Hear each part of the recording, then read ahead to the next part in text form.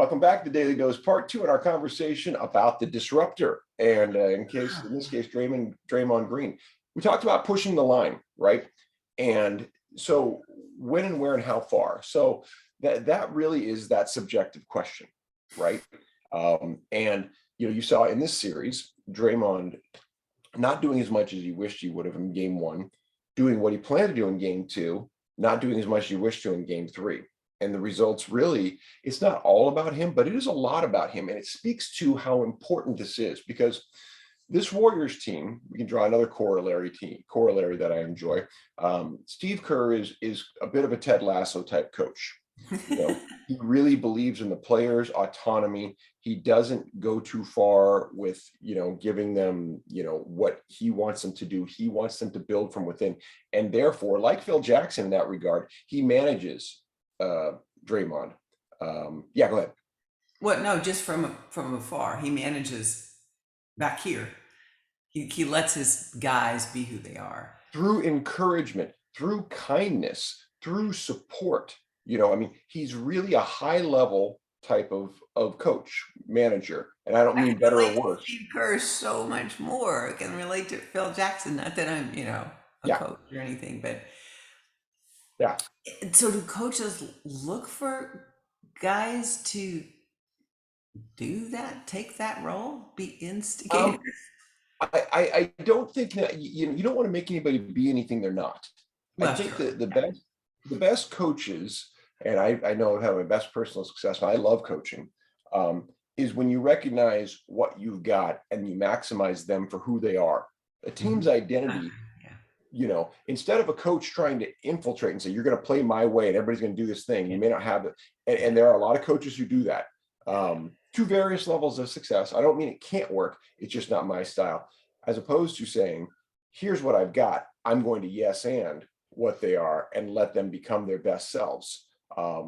That's where I'd like to be. And that's where, if you have a type of player like a Draymond, or there's another example, Gary Payton was a favorite player of mine. His son is now on the Warriors, Gary Payton II, has only a small piece of his father's attitude. He's a disruptor defensively, but he doesn't run his mouth like his dad was an unbelievable trash talker back in those mid-90s. How about Charles Barkley?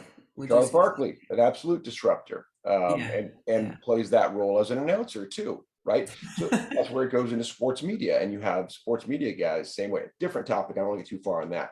Yeah. But just to say here's the evolution of Draymond and where I wanted to get to, and I sent you part of this, is that he is this really interesting kind of social experiment that he's brought forward on himself now, to where he's doing a social podcast, right? And it's very popular. People like it. They're whether they like it or not, they're listening, I should say. And I did after you told me about it, and he was all about my bad. I lost that game for us last night. Right. He took it on. He said I was listening to all the noise. I was paying attention to everybody else. I wasn't being myself. Right. So that type of accountability is rare, and at that volume is rare. And I think it helps to give a full picture on who Draymond is trying to become, especially at this stage of his career. He's a 10-year plus vet, I think. And that he is offering this is one of the interesting questions, and it plays back to our work and Brene Brown stuff. He's offering this vulnerability. And there's controversy about that. People saying, is he giving away secrets? This, that, and the other. It's like, he's saying what's in his head. So the fear, I guess, would be, could someone use that against him? Because he's Draymond, I don't think he worries about that. I think much in a way like, did you ever see the Eminem movie 8 Mile? No. You know who Eminem is. Yes, yeah, okay. Yeah, so in his movie, which was semi-autobiographical, he was doing rap battles, and to become as it was, rising up within the status and where he was in Detroit.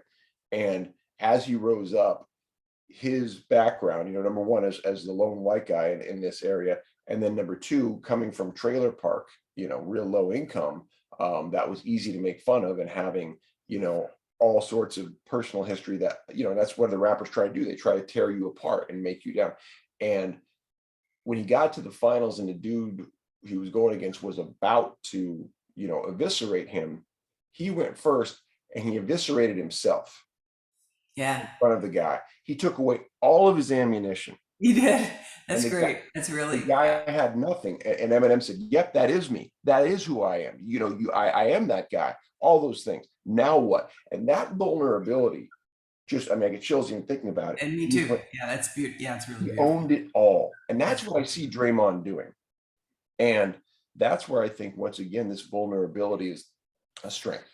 Well, let me remind you. I don't know if you remember this, but in that, because I listened to that podcast yesterday, the questioner asked about that. You're giving away X's and O's. Aren't you telling the other team what our strategy is, what your strategy is? Yeah.